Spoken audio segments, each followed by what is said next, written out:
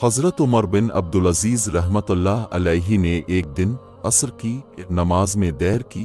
बस उरवा बिन ज़ुबैर रज़ी अल्लाह अन्हु के पास तशरीफ़ ले गए और उन्होंने बताया कि इसी तरह मुगीरा बिन शोबा रज़ी अल्लाह अन्हु ने एक दिन इराक के मुल्क में नमाज में देर की थी, जब वो इराक में हाकिम थे।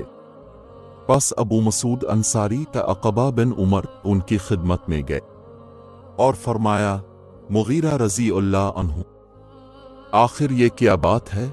क्या आपको मालूम नहीं कि जब जिब्रील अलैहि अस्सलाम तशरीफ़ लाए तो उन्होंने नमाज पढ़ी और रसूल करीम ने भी नमाज पढ़ी, फिर जिब्रील अलैहि अस्सलाम ने नमाज पढ़ी तो नबी ने भी नमाज पढ़ी, फिर जिब्रील अलैहि अस्सलाम ने नमाज पढ़ी तो नबी ने भी नमाज पढ़ी, फिर जिब्रील अलैहि अस्सलाम ने कहा कि मैं इसी तरह हुक्म दिया गया हूँ। इस पर हज़रत उमर बिन अब्दुल अजीज़ रहमतुल्लाह अलैहि ने उरवा से कहा, मालूम भी है अब क्या बयान कर रहे हैं? क्या जिब्रील अलैहि अस्सलाम ने नबी को नमाज के औकात अमल करके बतलाए थे?